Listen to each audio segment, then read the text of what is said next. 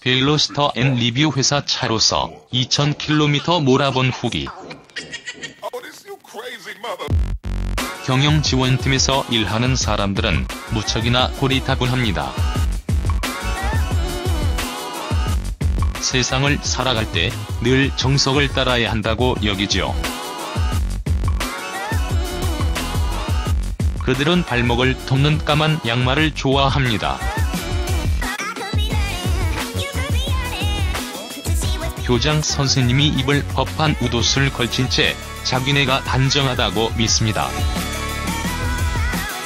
엊그제는 사무실에서 사원증을 요요처럼 빙글빙글 돌리고 다니는 저에게 눈을 흘기기도 했습니다. 사원증은 목덜미에 차는 거라고 생각하나 봅니다. skncar.com 우리 회사의 업무용 자동차는 그들이 골랐습니다. 그들의 성향에 따라 자연스레 현대 아반떼나 쉐보레 크루즈 같은 지루한 것들이 회사의 차고를 채웠습니다. 그런데 한 임원이 이런 의견을 냈습니다.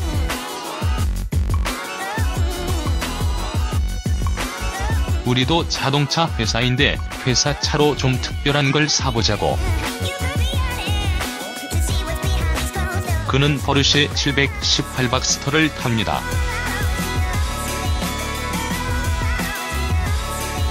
작년까지 박스터 981을, 지금은 M2를 타는 저만큼 제정신이 아닙니다. 한 대 듣고 보니 설득력 있더군요.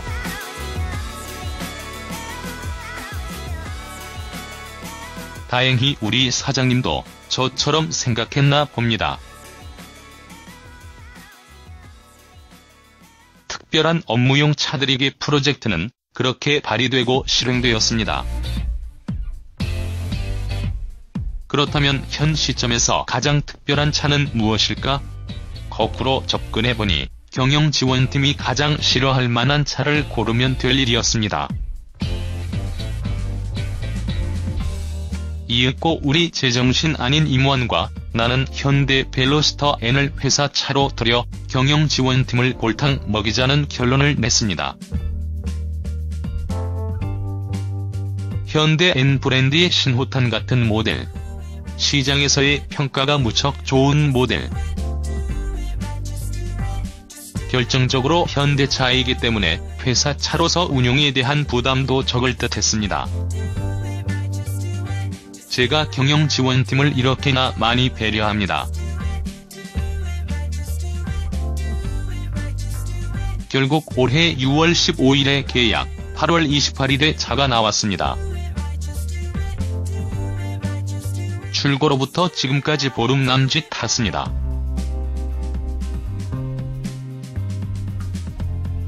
벌써 2000km나 뛰었습니다. 이에 첫 리뷰를 적어보겠습니다. 비닐은 안 주셔도 되는데 차는 비가 무척 많이 내리던 날 출고됐습니다. 그래서 검수를 제대로 못했습니다.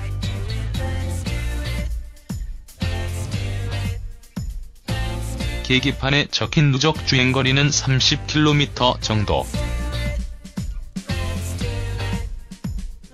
보통 현대차들은 10km 미만으로 출고되는데요. 사실 여부는 모르겠지만 벨로스터 N은 QC를 까다롭게 해서 출고 시 주행거리가 길답니다. 어차피 비 때문에 이상 유무 알기도 어렵습니다. 믿어야지요 뭐. 현대차를 출고할 때마다 느끼는 점.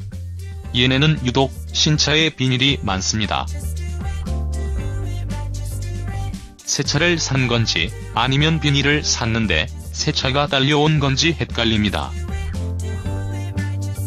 덕분에 출고 날은 비닐 뜯느라 손 아프고 쓰레기도 많이 나옵니다. 이러면 환경 문제가 되고 빙하가 녹고 북극곰이 콜라 먹다 눈물 흘릴 겁니다. 새차 냄새도 여전합니다. 현대차 냄새는 머리 아프고 역합니다. 신차인데 곳곳에 오염이 있는 것도 거슬렸습니다. 특히 우리 벨로스터에는 휠과 플라스틱 내장재가 지저분했습니다. 내 차였으면 인수 거부했을지도 모릅니다. 하지만 이건 회사 차이고 나랑은 상관없으니 그냥 넘어가기로 합니다. 주행 모드별 변화 큰 게 맘에 듦. 아직 우리 애는 길들이기 중입니다. 아끼는 마음에서 고급류만 넣어주고 있습니다.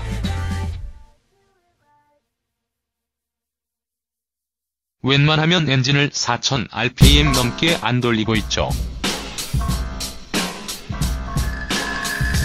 그래서 제대로 된 가속력 체크는 불가합니다.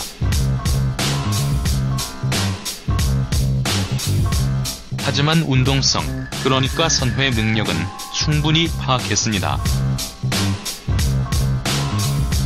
그 결과는 이렇습니다.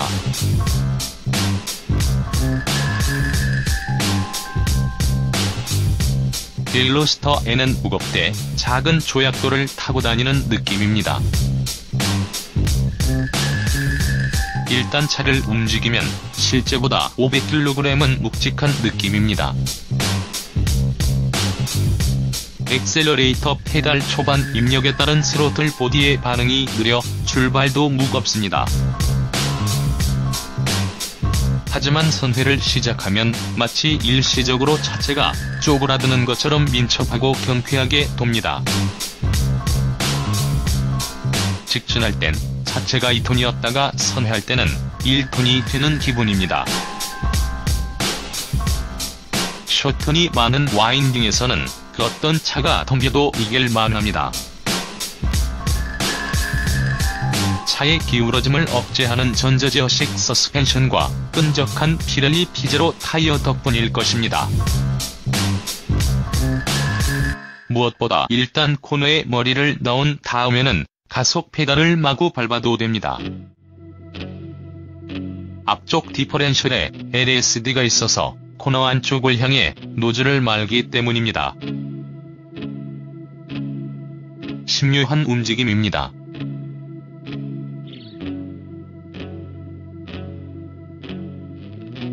설령 전륜구동일지라도 LSD가 있으면 후륜차 부럽지 않습니다. 놀라운 포인트는 드라이브 모드입니다.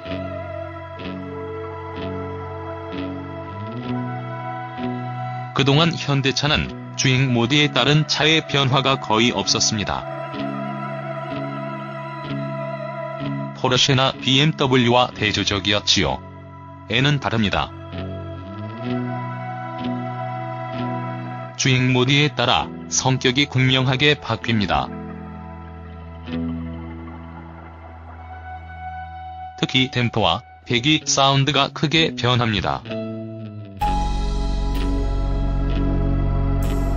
가령 스포츠 플러스 모드에 두면 쉐시가 웬만한 코일 오버 댐퍼 단 것처럼 딱딱해집니다. 이건 서킷에서의 쓰임새를 염두한 게 분명합니다. 머플러에서는 땅땅하는 총소리도 납니다. 양산차 맞나 싶을 정도예요. 이런 차를 승인하다니 예전 현대차 중역들이 많이 잘렸나 봐요. 단점은 연비, 약점도 있습니다. 가속력과 연비입니다. 결국 엔진에 대한 불만으로 수렴할 겁니다.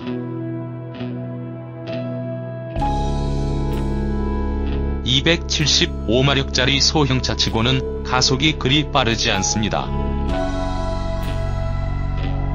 엔진 반응도 퍼tun합니다.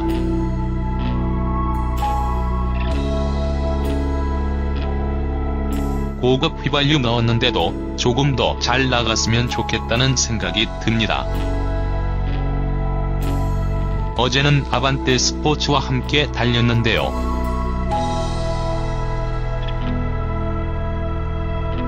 차선에서는 녀석을 룸미러에서 멀어지게 만드는 게 힘들었습니다. 기름도 제법 먹습니다. 체감상 BMW M2와 거의 비슷한 듯합니다. 2000km 타는 동안 복합 9kml 나왔습니다. M2는 30L 엔진으로 370마력을 냅니다. 벨로스터 N은 그보다 1L나 작은 엔진이고 출력도 100마력 정도 약합니다. 그러니까 M2보다 연비가 좋아야 이치에 맞는 겁니다. 19인치 휠은 차의 스펙에 비해 오바입니다. 18인치 정도면 좋았을 뻔했습니다.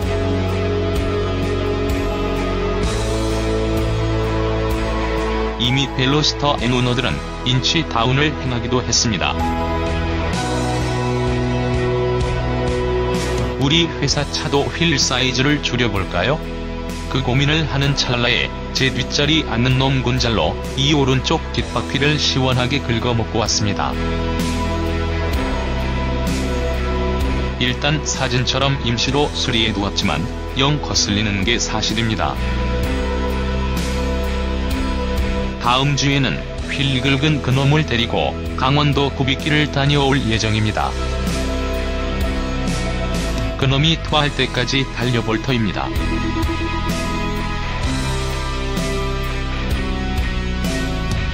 QPD와 함께 영상도 만들어 오려고 합니다. 영상으로 보시면 우리 회사 차가 얼마나 좋은지 더 잘 느껴지실 겁니다. 마지막으로 하고 싶은 말.